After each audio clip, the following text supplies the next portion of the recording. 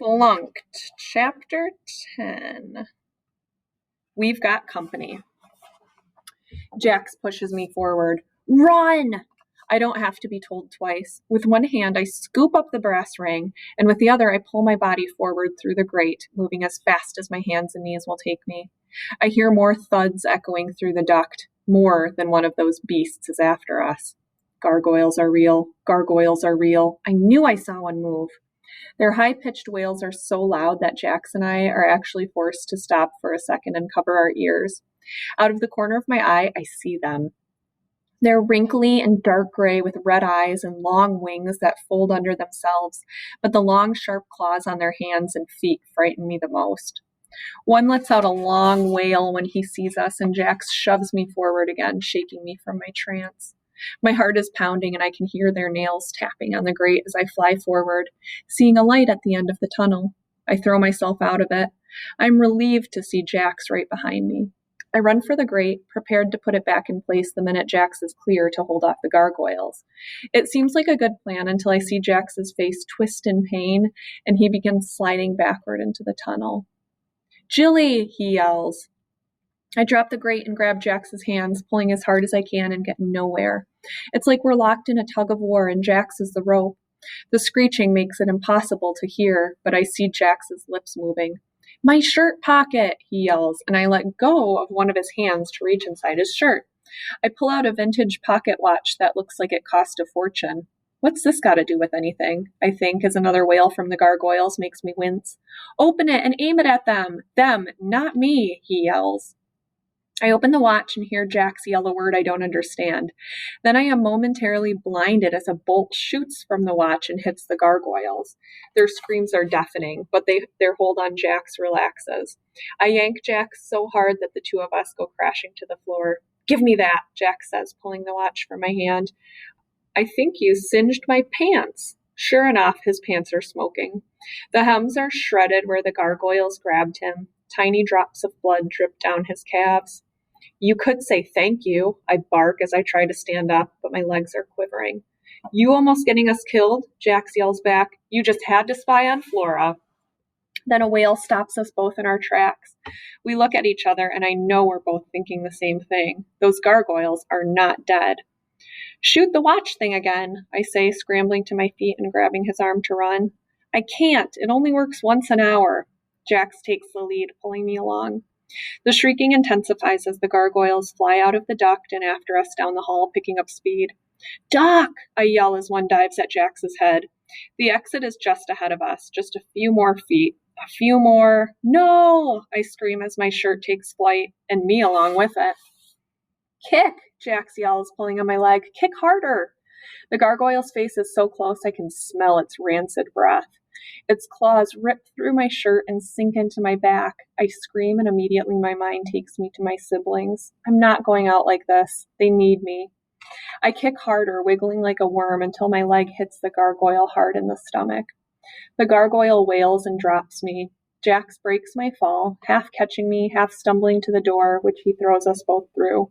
We slam it shut and lean against it as the gargoyles screech madly. I can't hold it, Jax yells, gritting his teeth as he pushes against the door. Me either, I say, breathing heavily.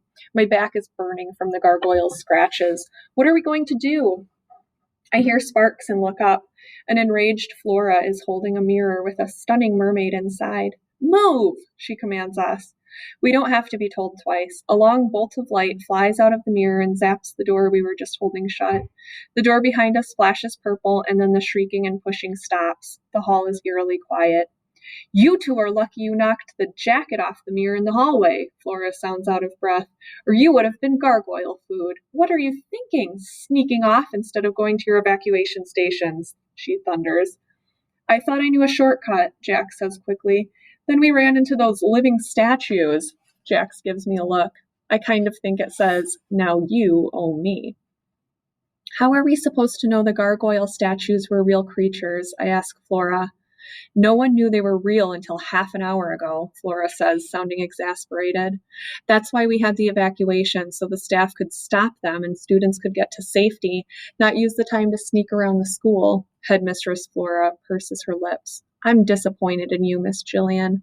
I thought you wanted your time here to go as smoothly as possible. Her face gets a little too close for comfort, and I smell roses, which always reminds me of a funeral. Go looking for trouble inside these walls, and trouble will find you. Now, both of you thank Madame Cleo for saving your lives. Thank you, we mumble. My pleasure, darlings, Cleo sings. Pretty but foolish little darlings that you are. Who planted those things here, Flora? I don't know, but I want every last statue removed until we figure that out. Flora smiles thinly. As for you two, there is to be no talk of gargoyle statues coming alive and trying to rip students to shreds. I'll have to schedule extra therapy classes to deal with the reaction. She holds her head. You'll both spend the next 2 weeks with Madame Cleo in detention for almost getting yourselves killed. Her eyes narrow. And if you ever sneak off during a drill like that again, next time I'll make it 4 weeks, if you live to tell the tale. Yes, Headmistress Flora, Jax and I say dejectedly. I thought gargoyles were tough. Detention with a sea siren might be worse. Happily Ever After scrolls, brought to you by Fairy Web, magically appearing on scrolls throughout Enchantasia for the past 10 years. From the sea's biggest menace to one of FTRS's most beloved teachers, say hello to Madame Cleo by Beatrice Bees. Name, Madame Cleo, the mermaid formerly known as the Sea Witch or Sea Siren, depending on who lived to tell the tale. No pun intended. Former occupation, scaring sailors, making fishy deals for personal gain, trying to destroy the Little Mermaid's chance at love. Current occupation.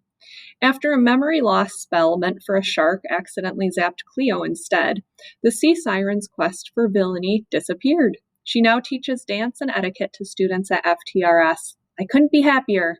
Dances, what were we talking about? Hobbies, water aerobics, listening to classical music, and attending under the sea balls. Strengths. Sorcery. I may not know what I ate for lunch, but I could never forget a good spell. And teaching good manners. I love it when students say, "Good morn, Madame Cleo." Weakness, a lack of legs.